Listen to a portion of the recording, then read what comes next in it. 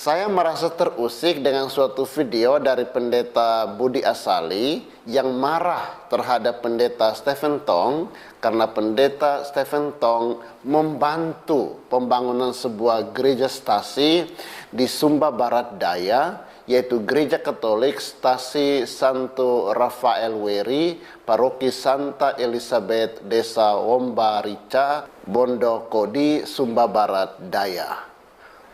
Pendeta Budi Asali ini marah kepada pendeta Stephen Tong karena menurut dia tidak boleh membantu pembangunan gereja Katolik. Karena gereja Katolik itu gereja sesat, gereja Katolik itu gereja setan. Ngeri sekali mulut pendeta ini mengatakan bahwa gereja Katolik itu gereja setan, gereja Katolik itu gereja sesat. 9 tahun. Ini tadi ya Pak ya, surah Al-Jumu'ah ayat 2, dialah yang mengutus kepada kaum buta huruf atau Al-Umiyun, seorang rasul di antara mereka yang membaca ayat-ayatnya kepada mereka, menyucikan mereka dan mengajar mereka kitab dan hikmat. Anda buta huruf nggak? Hilang dia. Hilang, Pak. Langsung lari dia. Aduh, nggak jelas Bapak ini ya. Tanya dia. Ngomong kebenaran, ketika ditanya mana kebenaran dari anak 9 tahun, Bapak lari. Cabut. Nggak jelas. Ini Islam ini. Coba tanya dulu ini Islam ini. Oh, siapa ini? Enggak sih, kayaknya Kristen ini. Islam, coba tanya lah. Halo, Paslav. Wah, Islam. Baginda kalau dia kan, mampus. Shalom, tak. Astaga, tim ambulan udah di bawah ya kan. Itu pertanyaan Elia bagus loh. Kebenaran apa yang datang dari seorang pria yang menggauli bocil 9 tahun? Itu jawab dong. Kayak kita kan cuma bertanya kan, tidak menyimpulkan kan? Bukan. Itunya. Kami baik loh, kami mau bertanya loh. Kami kan kepo, siapa tahu kami dapat hidayah. Iya, siapa tahu mengucapkan 2 kalimat syahadat si Elia ya kan. Berikut sama cicak-cicaknya. Cicakmu mau mualaf kan yang gini itu loh dia. Bojak ranggang, udah ranggang orang ini semua. Elia, cemana Elia ini? Kau downgrade dulu lah Elia. Nggak tahu lah aku itu. Mananya? Kok nggak ada yang naik? Iya, kok nggak ada yang naik? Coba kita naikkan dulu ya. Assalamualaikum warahmatullahi wabarakatuh. Berjumpa lagi dengan Dr. Akal di channel BAM3 ya teman-teman ya. Pernyataan dari pendeta Budi Asali yang mengatakan bahwa gereja Katolik itu adalah gereja sesat, gereja setan. Itu menuai polemik yang sangat besar teman-teman. Saudara-saudara kita dari Katolik marah besar. Bahkan ada sebagian yang mengatakan sudah layak pendeta Budi Asali ini dikandangkan. Pendeta Budi Asali ini harus diberi pelajaran. Karena mulutnya itu sadisnya minta ampun. Dan benar-benar sudah menyerang. Sudah lompat pagar terlalu jauh. Sudah offside terlalu jauh ya teman-teman. Dan kita bisa lihat bagaimana reaksi teman-teman Katolik. Baik itu yang ikut diskusi mengatakan Budi Asali sudah nggak benar. Maupun lewat komentar-komentar ya. Saya kalau baca di kolom komentar saya, banyak sekali teman-teman. Saudara-saudara kita Katolik ini yang mengatakan sudah saatnya Katolik bangkit. Sudah saatnya Katolik melawan fitnah-fitnahan yang dibuat oleh para pendeta-pendeta ini yang menjual nama Yesus. Padahal mereka sendiri tidak kenal dengan Yesus. Padahal mereka tidak layak mengajarkan pengajaran Yesus. Karena menurut teman-teman kita Katolik, ini pendeta-pendeta ini siapa yang tasbihkan? Siapa yang angkat kamu? Siapa yang berikan otoritas kepada kamu? Coba kalian renungkan. Apalagi kita tahu, di Protestan teman-teman ya, banyak sekali pendeta-pendeta Polikardus. Pendeta-pendeta Polikardus ini merasa dirinya yang paling benar, merasa dirinya yang paling suci, merasa dirinya yang paling layak menjadi perwakilan Yesus di dunia. Denominasi lain mereka sesat-sesatkan. Agama lain mereka sesatkan juga. Mereka hina, mereka hujat. Mereka katakan, wah kalian masuk neraka dan sebagainya. Ngeri teman-teman. Bahkan ada julukan apa? polisi Trinitas. Di dunia medsos ini, ada julukan polisi Trinitas buat sekelompok orang yang seakan-akan paling layak, paling ngerti. Seakan-akan mereka lah perwakilan untuk menentukan pengajar Trinitas yang lain sesat, salah. Orang-orang Kristen yang lain salah. Mereka yang benar. Itu kita jumpai. Ya, kita jumpai banyak sekali yang seperti itu. Dan di sini Katolik merasa perlu angkat suara karena Katolik lah gereja yang didirikan Yesus langsung. Gereja yang mendapatkan otoritas untuk menyampaikan pengajaran Yesus. Ini menurut teman-teman Katolik ya. Jadi ini klaim dari teman-teman Katolik bahwa mereka lah gereja suksesi dari Rasul Petrus yang diberikan tanggung jawab. Ya, karena Simon Petrus lah yang diberikan otoritas melanjutkan kepemimpinan kekristenan. Jadi suksesinya Simon Petrus terus mengalir ya. Mengalir sampai paus sekarang, yaitu Paus Fransiskus. Jadi gereja Katolik didirikan oleh Yesus. Itu klaim. Ya, klaim dari teman-teman Katolik. Begitu juga dengan Ortodoks. Karena mereka bersumber kepada gereja yang sama. Sebelum terjadi skisma, perpecahan besar, Ortodoks dan Katolik satu. Artinya mereka memang pewaris.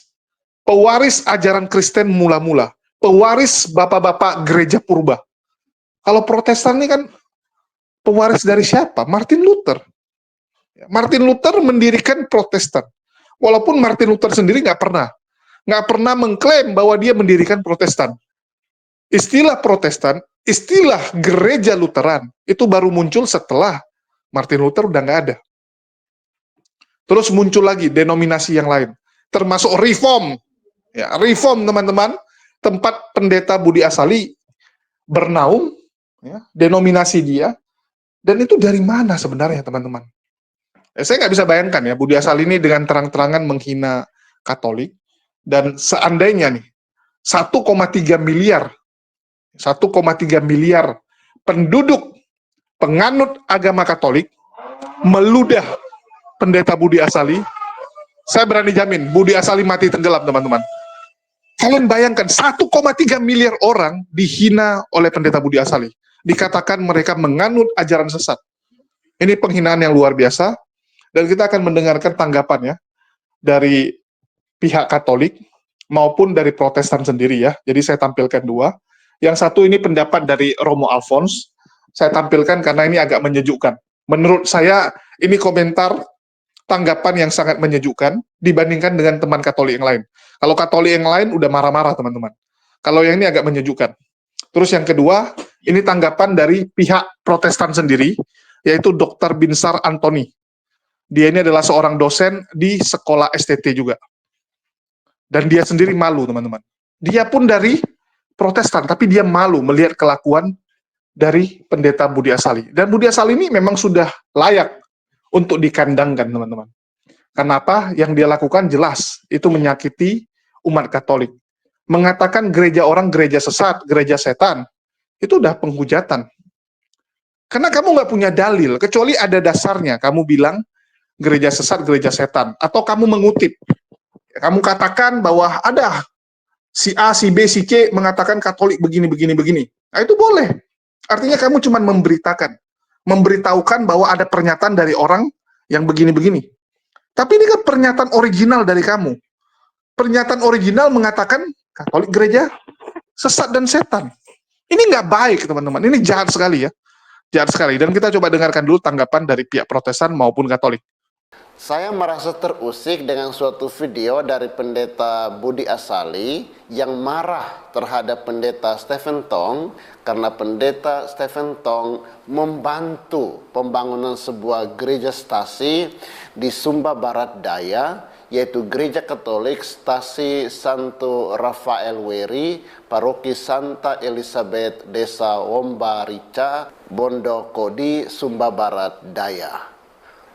Pendeta Budi Asali ini marah kepada pendeta Stephen Tong karena menurut dia tidak boleh membantu pembangunan gereja Katolik. Karena gereja Katolik itu gereja sesat, gereja Katolik itu gereja setan. Ngeri sekali mulut pendeta ini mengatakan bahwa gereja Katolik itu gereja setan, gereja Katolik itu gereja sesat. Sebelum kita menanggapi, mari kita lihat cuplikan videonya. Mendiskusikan tindakannya Pendeta Stephen Tong yang mendirikan gereja untuk gereja Katolik. Saya tidak memberikan hoax ya. Gereja ini dipersembahkan oleh tim aksi kasih Gereja Reform Injili Indonesia untuk gereja Katolik Santo Rafael, Weri, Paroki, ini apa saya nggak tahu, Star Elizabeth, Desa, Homba, Rica, Pondoko di Sumba Baradaya. Kiranya segala kemuliaan untuk Tuhan. Ya, nulis tulisan ini saja sudah botol ya. Mendirikan gereja untuk gereja Katolik bisa untuk kemuliaan Tuhan, itu untuk kemuliaan setan. Ya. Jadi ini, dan dia mengatakan di sini tim aksi kasih GRI telah membangun total 63 gedung gereja. Ini salah satunya. Semoga GRI dapat terus menjadi berkat bagi sinode lain. Menjadi berkat bagi setan.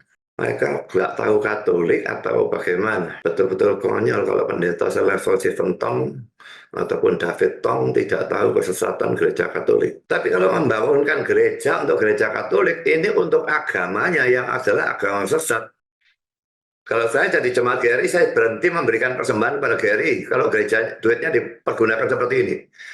Gereja kalau sudah kebanyakan duit, mesti dihambur-hamburkan, masih bagus kalau dihambur-hamburkan untuk kepentingan gerejanya. Misalnya Natal, pesta besar-besaran, tapi untuk gereja sendiri masih mending kalau seperti itu. Tapi ini dihambur-hamburkan untuk membangun gereja sesat. Kalau mereka memang tahu ajaran gereja Katolik, mestinya mereka akan anggap bidat. Kalau orang sudah tahu gereja Katolik itu ngajar bagaimana, tapi tetap anggap bukan bidat, ya mereka memang bidat. Yang tidak menganggap bidat itu yang bidat. Bagaimana gerejanya nyembah patung bisa tidak bidat? Bagaimana gereja yang percaya selamat karena iman dan perbuatan itu bisa bukan bidat? Bagaimana gereja yang mengatakan bahwa satu-satunya keselamatan ada dalam gereja Katolik itu bukan bidat? Bagaimana gereja yang mengajarkan bukan dengan Alkitab tapi dengan tradisi dan sebagainya, itu bukan bidat. Saya tidak habis pikir bagaimana dua orang itu menganggap gereja Katolik bukan bidat. Saudara-saudari, saya tidak kenal pendeta Budi Asali ini. Pendeta dari gereja Protestan mana saya juga tidak tahu, karena sudah puluhan ribu aliran gereja Protestan. Mungkin ada yang tahu siapa pendeta Budi Asali ini dan dari gereja mana, jemaatnya berapa banyak, bisa tulis di kolom komentar. Sebenarnya kita agak sulit memahami dengan baik video pendeta Budi Asali ini karena gambarnya tidak jelas, suara vokalnya juga tidak jelas. Mungkin beliau tidak pakai clip on sehingga suaranya tidak jelas, ditambah lagi mungkin umurnya sudah tua sehingga vokalnya juga tidak jelas. Tetapi dari video itu saya mau mengatakan beberapa hal ini terhadap pendeta Budi Asali. Yang pertama, mengapa Anda merasa sirik, yaitu iri, dengki, marah, tidak senang dengan pendeta Stephen Tong yang terdorong untuk membantu pembangunan gereja Katolik di daerah Sumba Barat Daya? Jangan-jangan Anda ada rasa sakit hati terhadap pendeta Stephen Tong. Jika ada sesuatu hal yang tidak beres di antara berdua, bisa diselesaikan, bisa saling memaafkan. Jangan bawa-bawa gereja Katolik. Yang kedua, pendeta Budi Asali ternyata punya pemahaman bahwa gereja Katolik itu gereja sesat, gereja Katolik itu gereja setan. Maka Anda merasa tidak boleh atau tidak rela pendeta Stephen Tong membantu pembangunan gereja Katolik yang menurut Anda gereja setan itu. Perlu saudara pendeta Budi Asali sadar dan ketahui dengan benar, apakah gereja Katolik itu, siapa yang mendirikan gereja Katolik itu. Perlu Anda ketahui bahwa gereja Katolik itu didirikan oleh Tuhan Yesus sendiri di atas dasar para rasul dan 1 Petrus sebagai pemimpin gereja yang didirikan Tuhan Yesus itu. Dan kepemimpinan gereja Tuhan ini diteruskan kepada para paus. Gereja Katolik itu jelas asal-usulnya, jelas pendirinya. Saya tidak tahu gereja Budi Asali ini didirikan oleh siapa. Jangan-jangan Anda sendiri yang mendirikannya. Anda mengatakan bahwa gereja Katolik yang didirikan oleh Tuhan Yesus itu adalah gereja setan, gereja sesat. Ngeri sekali mulutmu itu. Hati-hatilah dengan mulutmu. Perlu saudara Budi Asali ketahui bahwa jumlah umat gereja Katolik sekarang 1,4 miliar. Jumlah jemaat Anda berapa sih? Anda menuduh gereja Katolik itu sesat, gereja Katolik itu gereja setan. Gereja Katolik itu satu, kudus, Katolik, dan apostolik. Yang ketiga, Pendeta Budi Asali mengatakan bahwa gereja Katolik itu sesat karena gereja Katolik menyembah patung, percaya iman dan perbuatan, mengajar bukan dengan Alkitab tetapi dengan tradisi dan sebagainya. Pak Pendeta Budi Asali, kalau Anda tidak paham tentang ajaran gereja Katolik, jangan asal ngomong, jangan asal bunyi, jangan asal nuduh. Saya heran dengan Anda dan beberapa pendeta yang tidak tahu dengan baik ajaran iman gereja Katolik, tetapi ngomong asal bunyi tentang gereja Katolik, ngomong ngawur tentang gereja Katolik. Uruslah agamamu, uruslah gerejamu, tidak usah urus gereja Katolik. Jangan-jangan Anda tidak yakin dengan agamamu, jangan-jangan Anda iri terhadap gereja Katolik, jangan-jangan Anda sakit hati dengan gereja Katolik.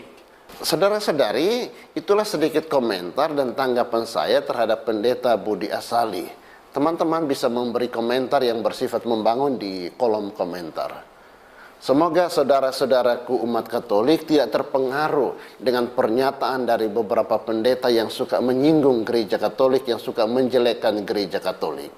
Dan bagi mereka yang terpengaruh dan meninggalkan gereja Katolik, kembalilah ke rumahmu. Kembalilah memeluk iman akan Kristus dalam gereja Katolik. Rome sweet home. Tuhan Yesus memberkati kita semua, berkah dalam. Sebagai seorang dosen di Sekolah Tinggi Teologi dan mendengar perkataan mungkin layaknya sumpah serapah dari seorang dosen teologi yang mengaku tahu teologi, yaitu seorang yang bernama Budi Asali dan menyebut diri sebagai pendeta, ketika menyatakan dengan garang, walaupun dengan nada yang lemah, yang tidak terlalu jelas, tapi tampak dengan suara agak penuh dengan kemarahan, yaitu ketika dia mengatakan gereja Katolik sesat, saya merasa malu. Dan kemudian juga yang lebih mengerikan lagi adalah perkataan bahwa Pendeta Stephen Tong yang mendukung pembangunan gereja Katolik itu dikatakan tidak benar karena mendukung gereja sesat. Dan ini merupakan sesuatu pernyataan yang menurut saya tidak layak dikatakan oleh seorang dosen pendidikan tinggi teologi. Mengapa saya katakan demikian? Karena seorang dosen kan mengerti bahwa di dalam negeri ini ada kebijakan publik. Pendidikan tinggi teologi, pendidikan agama, itu kan berada dalam kebijakan publik. Dan kemudian juga pendirian pendidikan tinggi teologi itu dengan tinggi keagamaan Kristen itu kan di Kementerian Agama. Di Kementerian Agama itu kan ada Dirjen Bimas Katolik. Mengapa harus disebut Katolik itu sesat? Kalau berbeda pengajarannya, memangnya kenapa? Dan memang interpretasi manusia terhadap yang maha kuasa itu kan memang berbeda. Mungkin saudara Budi Asali tidak paham bagaimana menghadirkan sebuah pengetahuan. Menurut saya pengetahuan itu bukan ditransfer, bukan Anda mengadakan indoktrinasi, apalagi terkait dengan agama. Nyawa agama adalah kebebasan. Ketika Anda mengindoktrinasi seseorang untuk menerima apa yang Anda benar, itu membunuh pikiran seseorang, kebebasan seseorang. Dan itu bukan beragama namanya. Apalagi kalau Anda percaya agama itu atau orang mengenal Tuhan itu anugerah Tuhan, ya nggak perlu marah-marah kepada orang yang menolaknya. Dan seharusnya kita yang berani mengatakan kenal Tuhan, kenal yang benar, ya harusnya tunduk kepada yang benar.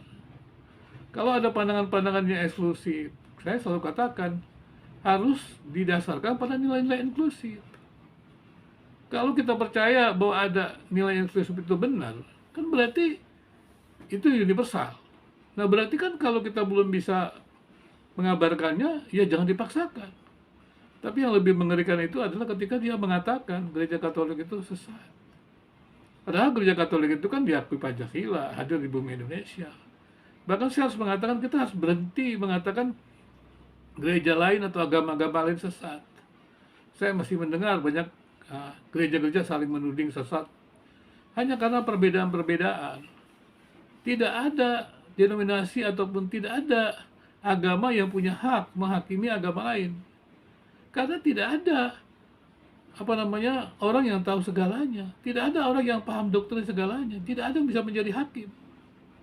Jadi terus terang saya mengatakan cukup kecewa dengan pernyataan Budi Asali. Meskipun saya mendengar banyak hal sepintas mengenai usaha-usaha berapologetikanya, memang saya tidak simpatik dengan klaim-klaim absolutnya. Ya mungkin ya belum terlalu banyak belajar lah, penelitian begitu. Sehingga dia merasa yang dia paham itu sudah sempurna gitu. Sehingga dia lupa bahwa apalagi kalau dia makin usia semakin tua begitu ya, semakin kurang belajar, kan dia mesti menyadari perkembangan pengetahuan segala macam. Jadi warisan-warisan zaman dulu terkait agama dan gereja jangan dibawa ke tempat sekarang. Saya tidak setuju pertikaian Protestan dengan Katolik masa lampau dibawa-bawa kepada zaman sekarang. Apalagi di Indonesia. Indonesia kan mengakui bahwa semua agama-agama itu memiliki posisi yang terhormat. Nah ketika Anda atau Saudara Budi Asali memberikan label sesat kepada Katolik, itu kan memberi stigma, sangka buruk, dan menimbulkan kecurigaan-kecurigaan. Dan itu kan membuat hubungan antara agama, bahkan antara Protestan, Pentakosta, Karismatik dengan Katolik menjadi tidak baik. Harusnya perbedaan itu tidak boleh sampai menghalangi kita untuk menghargai kepada sesama manusia. Allah Bapa, Allah Anak, Allah Roh Kudus, ini harus 3, tapi tidak boleh begini, harus begini, tapi tidak boleh begini. Nah, jadi harus begini, begini pun nggak boleh, begini, oke, tapi gini nggak boleh. Ini jadi esa, tunggal. Jadi dia 3 pribadi dalam kesatuan. Jadi namanya Trinitas ya. Dulu Tritunggal, terus ada lagi istilah Trinitas. Terus Anies Baswedan sekarang buat 3-in-1 lagi itu ya. Di Jalan Sudirman ya. Sama sebenarnya itu artinya semua. Ini apa, Pak? Itu pulpen, Pak. Oke, bolpen. Ingat bolpen ya. Bolpen ya. Ya, Pak. Bolpen ya, saya kasih contoh ya. Oke, bolpen. Kalau iki apa iki? Bolpen juga. Ini pulpen juga, Pak. Cuma beda warna aja. Bolpen. Hah? Beda bentuk. Bentuknya beda. Nah. Kalau ini apa, Pak? Ya sama, Pak. Bolpen ya. Bolpen ya. Nah. Contoh kita kasih nama bolpen. Contoh alam ya. Ya, kita kasih contoh ya. Bolpen sama ya. Nah, kira-kira dia pribadi sama nggak? Pribadinya sama nggak? Iya itu sama, Pak. Satu. Nah, Ya sama satu. tapi pribadinya beda toh? Beda toh? Beda nakat. Tapi fungsinya, fungsinya sekarang, fungsinya sama toh? Fungsinya Sama, Pak. Fungsinya. Untuk menulis juga, Nah, Pak. untuk menulis. Nah, begitu pula juga. Nah, ini bolpen. Tapi dengar dulu nak, dengar. Ini firman. Contoh ini firman. Ini Roh Kudus. Ini Allah Bapa. Dia fungsinya bolpen. Allah punya firman, Roh Kudus. 3 pribadi yang beda, tapi Allah hakikatnya Allah. Ini Allah Bapa, ini Allah Anak, ini Allah Roh Kudus. Nah, ketiganya ini satu kesatuan. Tapi tidak boleh dipisah-pisahkan. Tapi tidak boleh juga jadi esa begini.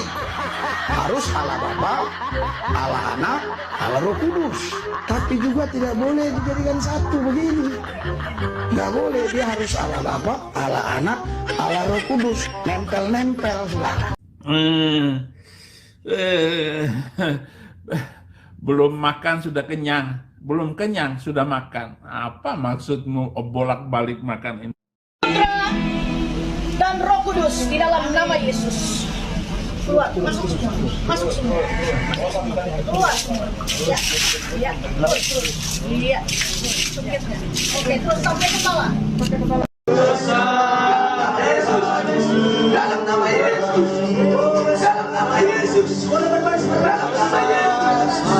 angkat tanganmu. Yesus hari ini akan melepaskan engkau, akan dikubur dalam nama Yesus.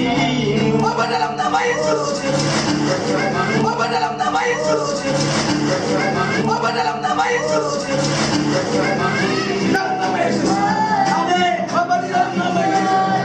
Anak dan Roh Kudus, manusia lepas dia dalam nama Yesus. Segalanya dibuat dalam nama Yesus, dalam nama Yesus, dalam nama Yesus, dalam nama Yesus, dalam nama Yesus. Selamanya dilepaskan, dihancurkan dalam nama Yesus. Dalam nama Roh Kudus, lepas. Yesus, Yesus, dalam nama Yesus, dalam nama Yesus, dalam nama Yesus, dalam nama Yesus, dalam nama Yesus, dalam nama Yesus, lepas, lepas, lepas, lepas, lepas, lepas, lepas dari segala ikatan, dalam nama Yesus. Bapa, lagi terbuka kasih dia, Bapa bagi dia, yang melepaskan dia dari segala ikatan untuk orang keluar dalam nama Yesus, dalam nama Yesus, lepas dalam nama Yesus. Roh Kudus, Yesus, Yesus, Shalom, Shalom, Shalom, Roh Kudus, Roh Kudus, keluar dalam nama Yesus.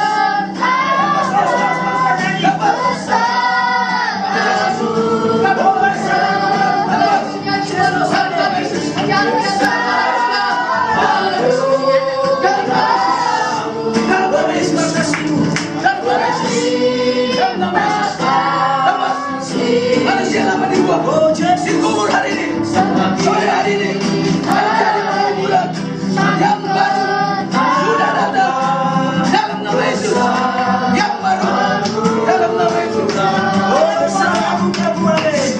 Bebas.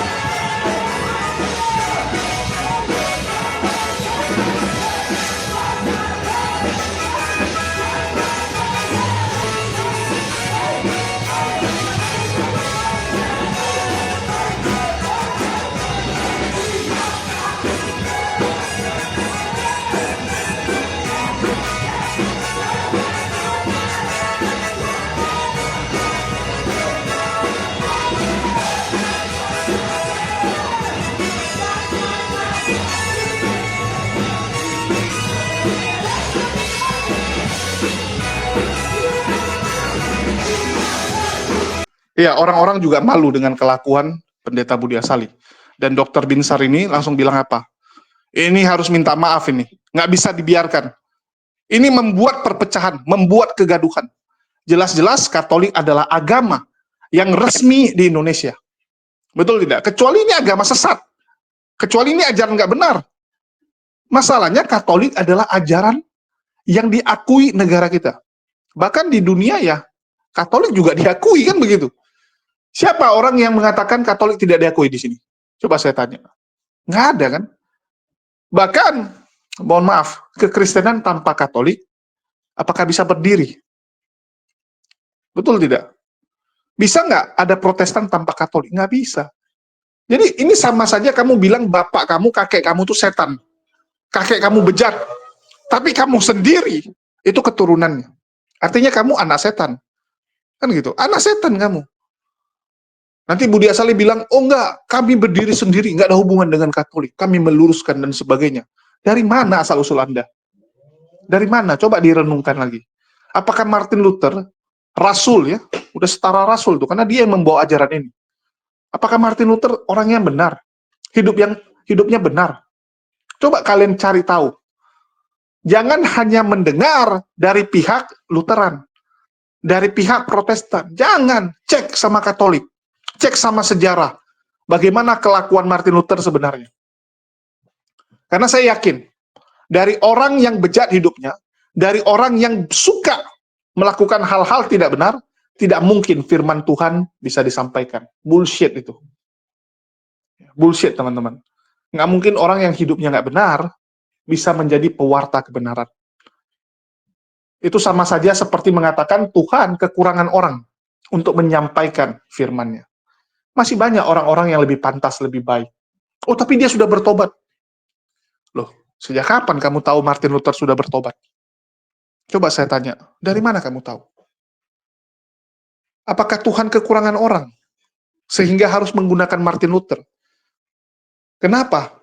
Bukan paus yang ditunjuk adalah paus yang mau mengubah, melakukan reformasi terhadap kesesatan paus sebelumnya. Tuhan kalau mau pakai bisa saja kan, gunakan paus yang baru, yang diangkat. Sama kayak misalnya satu kerajaan ini. Kerajaan ini bobrok. Tiba-tiba Tuhan angkat satu raja yang bagus. Satu raja yang bisa mengubah, memperbaiki kondisi. Banyak yang gitu.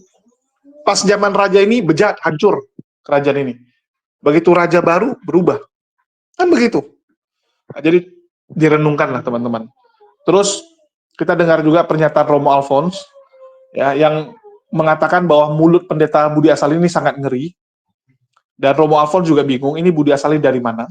Ya, di sini saya bantu jawab. Budi Asali itu dari Reform, ya, dari Reform, denominasinya Reform. Kalau Romo Alphonse mungkin nggak kenal, karena memang seperti yang Romo Alphonse sampaikan, denominasi Protestan terlalu banyak. Ada 50-an ribu denominasi Protestan sekarang. Sehingga kita bingung ini. Ini identitasnya A, B, C, atau AB, atau CD, CZ, yang mana ini? Karena terlalu banyak. Terlalu banyak.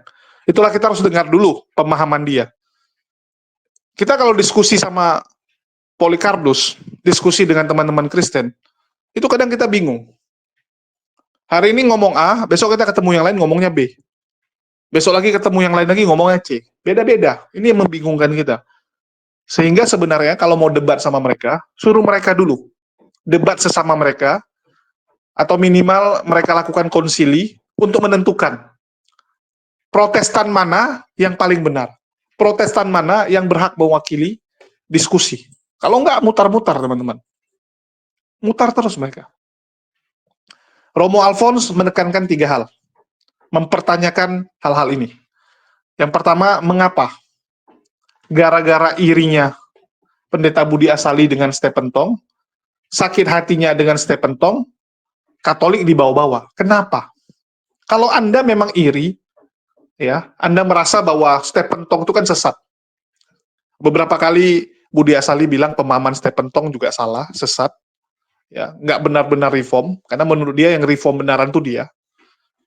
Apakah karena faktor iri, melihat Stephen Tong yang dianggap sesat, ternyata lebih sukses, ternyata lebih banyak didengar. Karena kalau kita bandingkan, secara jumlah murid, Stephen Tong jauh di atas Budi Asali. Secara jumlah gereja, cabang, ya, itu semua menang Stephen Tong. Ini sama-sama pendeta tua ini, tapi iri-irian. Ada rasa iri dari Budi Asali yang melihat bahwa Stephen Tong luar biasa, kenapa bukan dia? Nah, ini yang bahaya teman-teman. Sifat iri ini memang membuat apa ya? Membuat masalah dimanapun. Gara-gara iri, kita jadi memfitnah, kita jadi sembarangan ngomong orang lain. Padahal karena iri. Terus yang kedua, kalau mengatakan Katolik gereja sesat, gereja setan, dasarnya apa? Perlu Anda tahu yang mendirikan gereja ini adalah Yesus. Asal-usul gereja Katolik jelas. Bisa dicek, bisa diakses, orang semua bisa lihat. Asal-usulnya jelas. Mana gereja pertamanya, siapa yang dirikan, pausnya siapa saja, identitasnya gimana, tercatat. Ada arsip yang sangat lengkap. 1,3 miliar penduduk dunia adalah Katolik.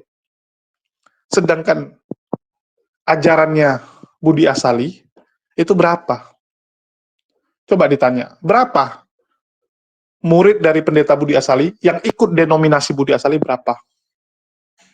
Terus, atas izin siapa Anda mengajar? Atas izin siapa Anda mendirikan gereja? Coba, kan izinnya dari pemerintah, bukan dari Yesus, ataupun Roh Kudus, ataupun Tuhan yang lain lah. Nggak ada kan? Jadi, Anda membandingkan sesuatu yang udah beres dengan sesuatu yang baru Anda rintis. Ini nggak fair, nggak benar. Ya. Terus yang ketiga, mengenai Katolik sesat karena menyembah patung. Nah, ini kan iri dan sakit hati kepada Katolik saja. Dan memang banyak sekali orang-orang Protestan tuh yang udah nggak tahu mau ngomong apa, nggak ada argumen lagi dengan Katolik, ujung-ujungnya yang bisa mereka bahas, yang bisa mereka angkat adalah Katolik sesat karena menyembah patung, menyembah berhala. Kalau nggak menyembah Maria, itu sering tuduhan-tuduhan seperti itu ya. Kenapa harus berdoa melalui Maria? Kenapa meninggikan Maria? Kenapa menganggap Maria sebagai manusia yang tidak berdosa? Apa-apaan ini? Jadi ujung-ujungnya itu aja. Dan sebenarnya ini terjadi karena selama ini Katolik diam. Katolik habis di framing dan tidak melakukan perlawanan. Baru beberapa tahun terakhir inilah Katolik mulai bangkit, mulai melakukan perlawanan terhadap hujatan dan fitnahan Polycarpus. Nah, di sini kita harus menggandeng teman-teman Katolik untuk melawan Polycarpus ini. Karena memang sumber perpecahan negara kita itu Polycarpus.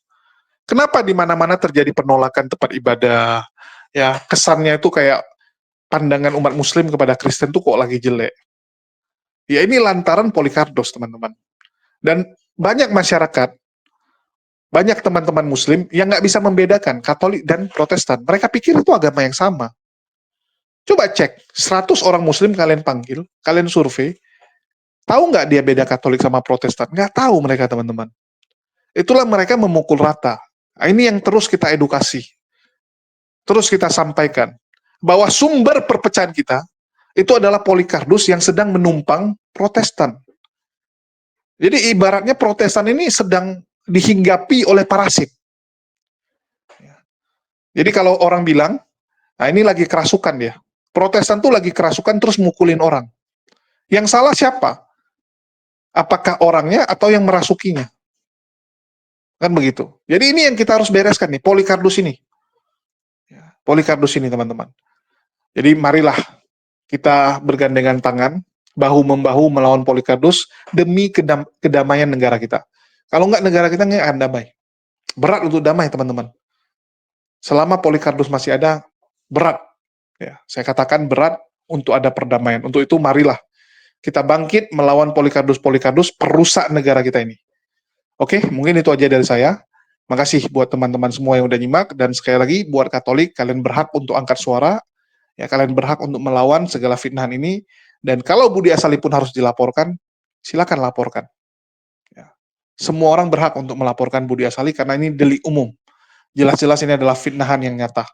Sekian dari saya, makasih buat semuanya. Di akhir kata saya ucapkan, wassalamualaikum warahmatullahi wabarakatuh.